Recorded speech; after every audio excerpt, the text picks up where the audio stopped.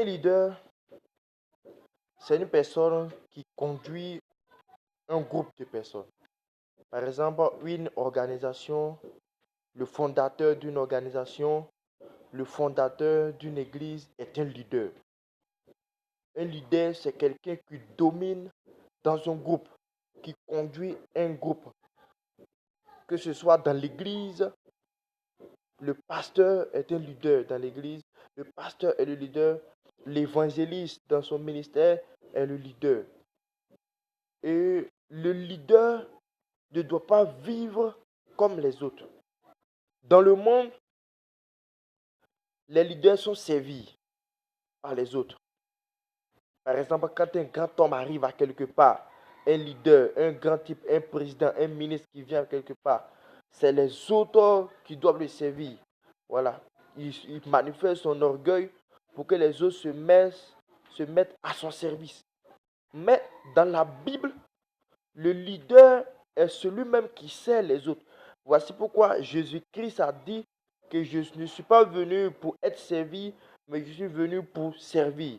Et tout enfant de Dieu, tout serviteur de Dieu, tout prophète, pasteur, docteur, évangéliste, prophète, toutes ces personnes doivent servir les autres.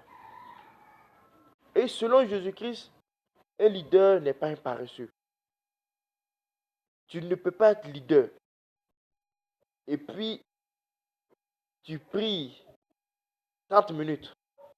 Le fidèle prie 30 minutes. Tu n'as rien fait. Le leader est celui qui donne plus. Amen. Que la paix du Seigneur soit avec toi. Le leader est celui qui donne plus. Un leader fait plus d'efforts que les autres. Un leader travaille plus que les autres. Un leader se sacrifie plus que les autres. Il investit plus que les autres. Il prend du temps dans la prière. Il prie plus que les autres. Il médite la parole de Dieu plus que les autres. Il jeûne plus que les autres. Il investit dans l'église, dans l'œuvre de Dieu plus que les autres. Et c'est ce que le leader fait. Mais tu ne peux pas être un leader et puis tu ne pries pas. Le fidèle même prie plus que toi. Le fidèle même jeûne plus que toi. Il médite la parole plus que toi. Il étudie la parole de Dieu plus que toi. Un leader ne fonctionne pas comme ça. Un leader ne marche pas comme ça. Un leader prie. Jésus-Christ priait toute la nuit. Il prenait souvent toute la nuit pour prier. Il a jeûné 40 jours. Avant de prendre une décision, Jésus-Christ partait prier. Avant de prendre une décision, un leader doit prier pour demander la volonté de Dieu. Tu dois prier. Jésus a prié toute la nuit avant de choisir les 12 disciples. Avant de marcher sur la mer, Jésus-Christ est monté sur la montagne pour prier. Lorsqu'il a renvoyé la foule, le jour où il a opéré le miracle du pain, il a multiplié les pains. Vers le soir, il a chassé la foule. Il a dit aux disciples, montez dans la barque, avancez sur l'eau, je viens. Et les disciples sont partis. Ils sont partis.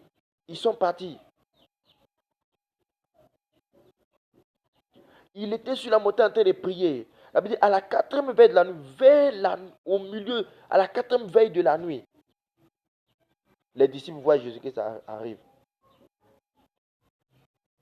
Les gens qui étudient la parole de Dieu, qui ont fait des études théologiques, disent que la barque était à 6 km à 5 km.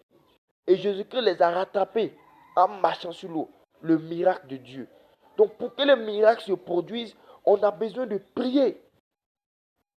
Avant que Jésus-Christ ne marche sur l'eau, il a prié jusqu'à la 4e veille de la nuit. Il priait. La Bible dit souvent que vers le matin, pendant qu'il était encore très sombre, il sortait, il partait dans le lieu désert et il priait. Donc chaque jour, il confiait le ministère qu'il devait faire à Dieu. Un homme de Dieu. Avant d'aller prêcher, tu dois prier. Tu dois prendre le temps de prier avant d'aller prêcher. Avant d'aller diriger un culte, Tu dois prendre le temps pour prier. Un leader n'est pas un paresseux. Un leader prie plus que les autres. Il jeûne plus que les autres. Il étudie en profondeur la parole. Il est concentré sur les choses de Dieu. Il écoute des enseignements. Il a des cassettes, des livres. Il lit.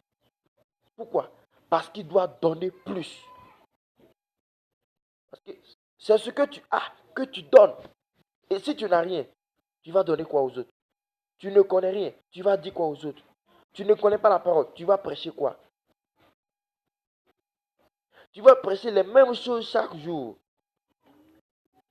Les gens ne verront pas de nouvelles révélations.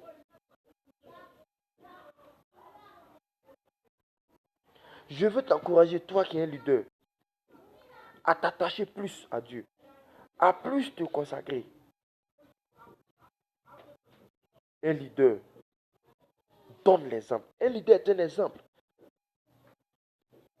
Voici pourquoi Paul a dit à Timothée, sois un exemple en parole, dans les actes. Tu es un exemple, tu dois être un exemple. Si toi-même, tu te bats avec les autres, tu n'es pas un leader. Tu fais pas là, tu discutes avec tout le monde, tu ne respectes pas les autres. Tu es coléreux. Tu gardes rancune alors que tu es un leader. Tu ne pardonnes pas. Ce que tu enseignes les autres, toi-même tu ne pratiques pas ça. Un leader est un exemple.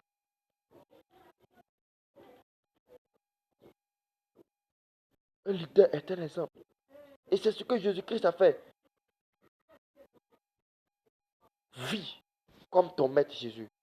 Ressemble à ton maître. Sois un modèle pour les autres. Dans ta manière de t'habiller, dans ta manière de parler, dans ta manière de penser, dans ta manière d'agir. Tu dois susciter l'envie de servir Dieu dans le cœur. C'est ce que tu dois faire. Tu dois jeûner, prier. Tu dois encourager les autres. Quand les gens te voient, ils doivent avoir envie de servir Dieu. C'est ça, un leader. Que le Seigneur vous bénisse. Que la paix du Seigneur soit avec vous. Vous pouvez nous appeler au 88 99 58 64. Vous pouvez nous inviter et nous allons faire l'enseignement en profondeur. Si vous avez un problème ou une maladie, vous êtes guéri au nom puissant de Jésus. Quel que soit ton problème, la puissance de Dieu te touche et restaure ta vie et résout ton problème. Il te libère totalement au nom puissant de Jésus. S'il y a un démon qui te fatigue, le puissant de Dieu tombe sur ce démon, il part et tu es libéré au nom puissant de Jésus. Amen.